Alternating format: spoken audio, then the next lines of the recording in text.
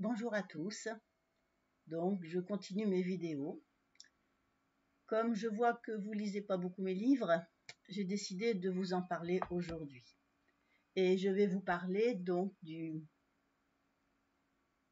4e tome des écrits de Montségur, qui représente en fait la somme de l'enseignement spirituel, il faut le dire, que j'ai reçu.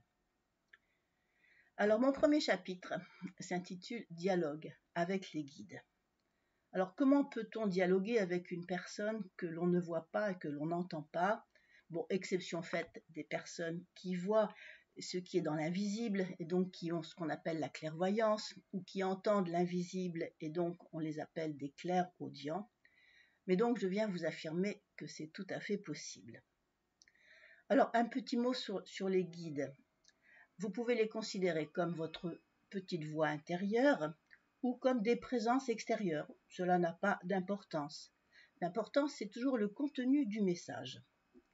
Alors, je vous invite à voir mes vidéos sur les guides. J'en ai totalisé 9 vidéos, dont les plus importantes s'appellent « Qui sont nos guides ?», percevoir l'invisible, les différentes façons, et devenir canal, percevoir l'intention des guides. Donc, je les mettrai à la suite dans ce podcast que je viens de démarrer. Il s'appelle « Allô, l'invisible ».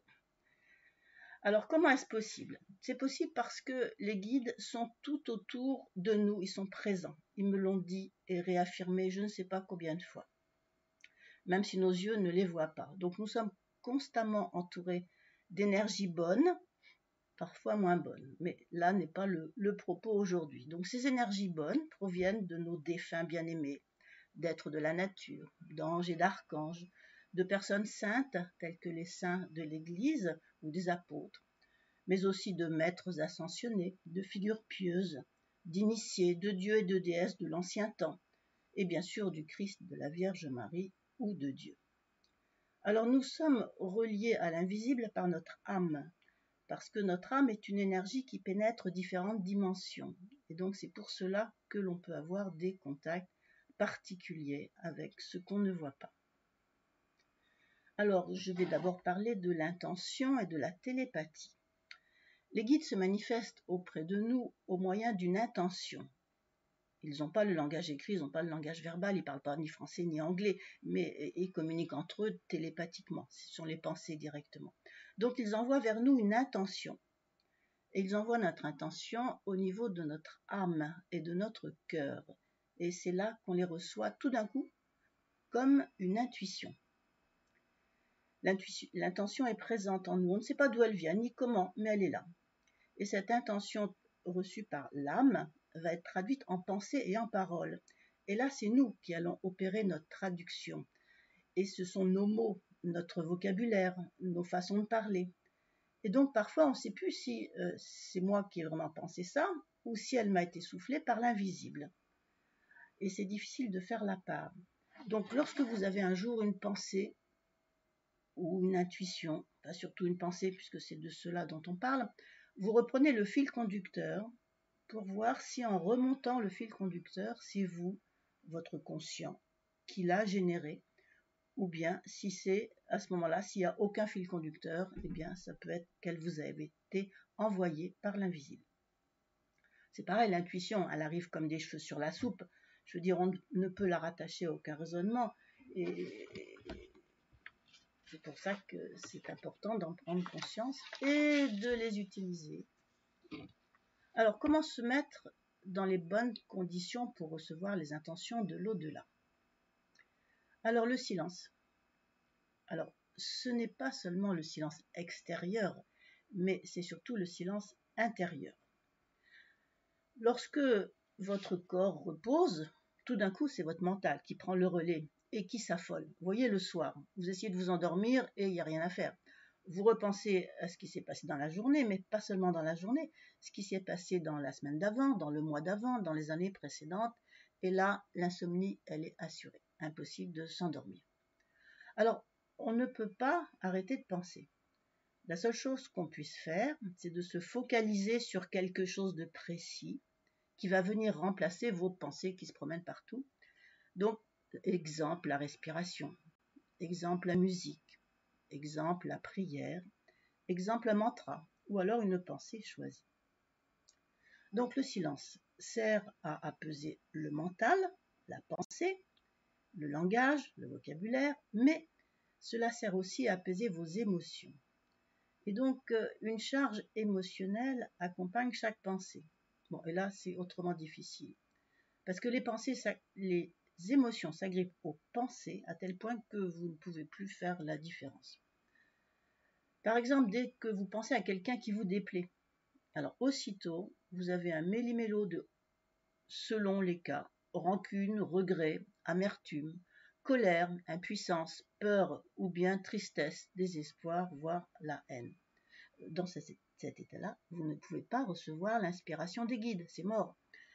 Donc il faut apprendre à calmer ses pensées. Alors, elles sont là, elles existent, elles vous parlent du passé, mais vous n'en avez plus besoin. Bien sûr, vous avez dû avoir des événements dramatiques dans le passé, mais le passé, il est mort, il n'existe plus. Il vous faut vous concentrer sur, alors, pas l'avenir. L'avenir, c'est un projet, c'est pas une réalité, c'est le présent, donc concentration sur le présent. Exemple, lorsque je soigne, parfois, j'invite les personnes à faire ce qu'on appelle une reprogrammation cellulaire, c'est-à-dire prononcer des paroles qui vont s'adresser à toutes les cellules du corps.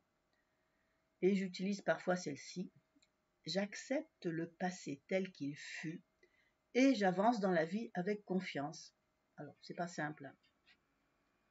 Alors, deuxième aspect, pour pouvoir recevoir l'intention des guides. Je vais vous parler des croyances. Alors, les croyances parce que le guide nous dit de nous défaire des croyances qui encombrent, polluent et pervertissent. Pourquoi? Alors, les croyances s'opposent à la réception de l'intention des guides. Alors, voici ce qu'ils m'en disent précisément. Donc, je lis.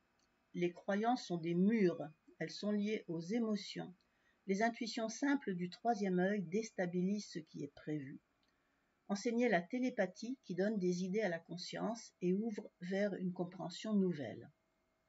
Donc d'un côté les croyances, de l'autre côté la télépathie et la perception d'une intention. Et j'ai un second texte. Les croyances en la mort, la santé ou la survie sont chargées d'émotions. Les intuitions sont l'avenir. Nous souhaitons et espérons leur venue. Nous les considérons comme les fruits de l'existence spirituelle et d'une attitude spirituelle. Ce sont des impressions subtiles, cultiver ses capacités spirituelles. Alors, comme exemple de croyance, c'est tout simple, ce sont les croyances de la vie quotidienne. Exemple, je n'y arriverai jamais. Je ne suis pas doué. Je n'ai pas le temps. Je ne sais pas profiter de la vie. Je n'ai pas de chance. Je ne crois pas à l'au-delà. Puis là, impossible de m'en faire des morts. Elles sont juste à la forme négative. Donc il vous faut penser à les remplacer par une forme positive. J'y arriverai, je suis doué, j'ai le temps, j'ai de la chance. Et pour finir, je vais vous lire quelques textes faisant écho à mon propos. Les guides communiquent consciemment, on n'est pas oublié, les guides communiquent consciemment avec le monde par le langage télépathique. Ce sont des mots intérieurs ou des images reçues dans le silence et le détachement. Les vibrations de la lumière portent au cœur la parole d'or que l'âme en ressent. Puis un deuxième texte. Recherchez les pensées spirituelles qui sont des pensées vibratoires. Des personnalités qui sont des vibrations d'énergie ont le pouvoir de guider de façon télépathique et de développer des contacts. Ils utilisent l'intention pour communiquer. L'intention est un langage spirituel. Donc, si vous voulez connaître les pensées de vos guides, avoir les conseils de vos guides, faites silence et ouvrez votre âme et votre cœur. Et je vous dis à bientôt pour mon deuxième chapitre qui aura pour sujet l'âme. Au revoir.